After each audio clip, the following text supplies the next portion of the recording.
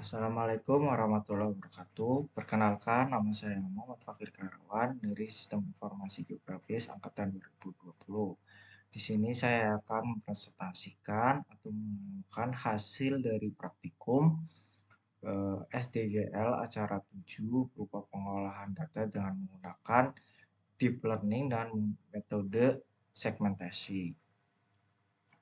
Nah, karena laptop yang saya gunakan memiliki VGA atau graphic card berupa AMD sehingga tidak dapat melakukan praktikum secara langsung sehingga dilakukan dengan menggunakan laptop teman. Untuk beberapa langkah yang dilakukan pada praktikum kali ini eh, menggunakan beberapa alat seperti ArcGIS Pro, kemudian ada CUDA, kemudian ada eh, library deep learning atau plugin deep learning yang nantinya dilakukan instalasi pada ArcGIS Pro. Kemudian untuk bahasa pemrograman sendiri atau pengolahan data berupa bahasa pemrograman Python yang digunakan. Nah, sebelumnya pada praktikum kali ini terdapat 3 wilayah yang dapat diolah pada praktikum acara 7, yaitu ada wilayah Ohio, Kentucky, Virginia, dan West Virginia. Untuk praktikum kali ini menggunakan data yang digunakan berupa data Kentucky. Seperti yang dapat dilihat pada bagian layar, berupa ada data Kentucky berupa sampel, kemudian ada AOI, ungu ini sebagai sampel dan AOI berwarna biru. Kemudian ada data citranya berupa peta. Nah, untuk pengolahan atau proses deep learning ini yang dilakukan adalah memilih data yang akan digunakan, yaitu menggunakan wilayah berupa Kentucky. Kemudian selanjutnya menyiapkan data training dengan membagi data raster menjadi beberapa segmen. Nah, untuk pembagian beberapa segmen ini dapat dilakukan dengan dua cara, yaitu dengan menggunakan tools export deep learning yang dapat dilakukan di dalam ArcGIS Pro, dan yang kedua dapat menggunakan script dengan bahasa pemrograman Python. Nah, untuk proses pertama dilakukan dengan menggunakan tools export training data for deep learning yang pertama menginputkan raster berupa data Kentucky, Williamsburg, dan seterusnya. Kemudian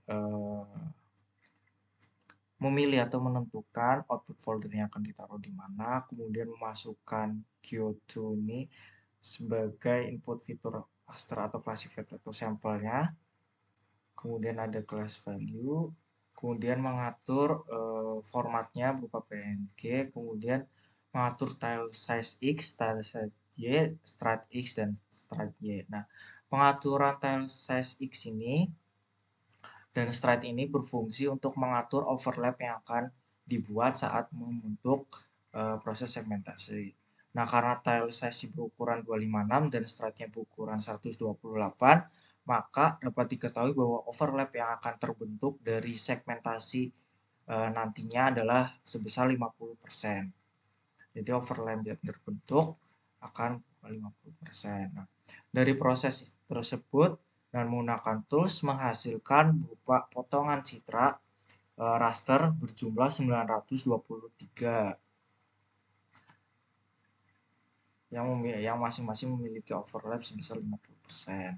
Kemudian untuk proses kedua atau langkah metode kedua yaitu menggunakan script Python yang dimana mengimport terlebih dahulu ArcP terlebih dahulu, kemudian memasukkan beberapa library seperti extension, kemudian override output dan lainnya agar dapat dilakukan pengolahan. Kemudian ada import OS. Nah, langkah selanjutnya berupa mendeklarasikan folder inputan yang dimana dengan menggunakan variabel import untuk mengatur folder mana atau folder di mana menyimpan data. Nah, untuk acara kali ini disimpan pada folder topo.dl data. Kemudian untuk proses ini sendiri menggunakan data OH atau OHIO. Mengapa memilih data menggunakan OHIO? Karena data yang digunakan ini lebih kecil sehingga prosesnya nanti akan memakan waktu yang lebih sedikit dibandingkan dengan menggunakan data Kentucky yang memiliki data raster yang lebih besar, sehingga dipilih data OHIO. Kemudian melakukan beberapa data yang diperlukan seperti topos, OHIO mines, quartz, kemudian membuat folder baru yang dimana nanti digunakan untuk menyimpan hasil processing, yaitu ada chips. Kemudian membuat directory baru, OS ini digunakan, ini merupakan function dari OS, importan dari OS untuk membuat direction baru yang dimana memanggil variabel chips out f dan to 8 bit f. Kemudian melakukan list pada semua topo maps yang terdapat pada folder import dan intopos f. Nah, ini adalah data-data yang nantinya akan digunakan berupa list-list dari raster yang nanti digunakan. Kemudian ini juga membuat list lagi dan menghapus beberapa file extension yang tidak digunakan. Nah, selanjutnya berupa mengatur proses nantinya segmentasi atau membagi beberapa cerita menjadi beberapa segmen yang nantinya ditentukan beberapa parameter. Sebenarnya parameter yang digunakan sama seperti menggunakan tools pada ArcGIS Pro, yaitu ada pengaturan berupa formatnya, tile size-nya, kemudian ada stripe, output, kemudian metadatanya menggunakan classified tiles, kemudian class value field-nya menggunakan class value, kemudian ada buffer-nya, kemudian ada untuk memotong poligon atau membatasi poligon dan menggunakan SHP AOI-nya. Kemudian ada crop mode, fixed size, dan seterusnya. Itu adalah beberapa parameter yang diperlukan sama seperti saat menggunakan tools. Ada untuk melakukan set workspace dulu, kemudian masukkan variabel dan membuat folder. Ini untuk folder outputannya akan ditaruh di mana, yaitu ada ditaruh nanti OH chips, kemudian toponya berupa raster nanti yang dibaca.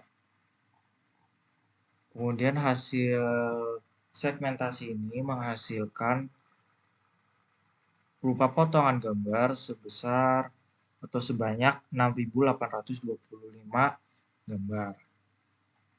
Setelah training data berhasil dibuat, proses selanjutnya berupa train deep learning model, yaitu membuat model dari hasil segmentasi.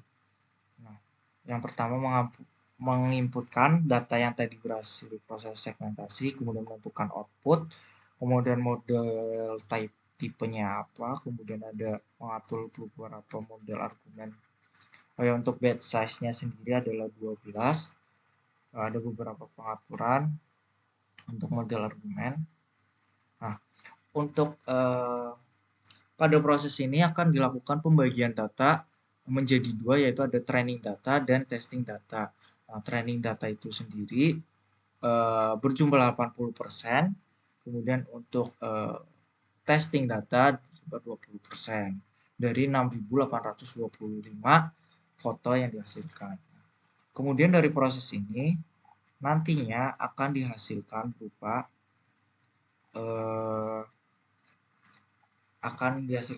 data model yang nanti dari data model tersebut akan dilakukan proses untuk klasifikasi berupa penggunaan lahan bekas tambang. Hasil dari waktu lamanya proses ini memakan waktu sekitar 1 jam 5 menit 26 detik. Waktu ini lebih singkat karena data yang digunakan lebih kecil sehingga memerlukan waktu yang tidak terlalu lama. Kemudian ini proses selanjutnya berupa classify pixel using deep learning. Itu memasukkan data rasternya, kemudian memasukkan modelnya yang tadi sudah dibuat, kemudian mengatur beberapa parameter seperti padding, batch size, berarti tile size-nya. Setelah proses berhasil, kemudian mengatur proses type-nya berupa GPU. Kemudian ketika proses berhasil akan muncul data seperti pada gambar berikut.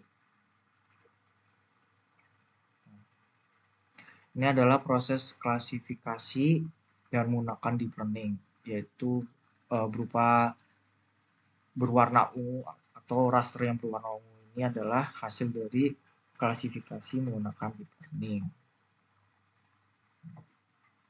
Mungkin itu saja penjelasan mengenai praktikum S3 acara 7 kali ini. Kurang lebihnya mohon maaf. Wassalamualaikum warahmatullahi wabarakatuh.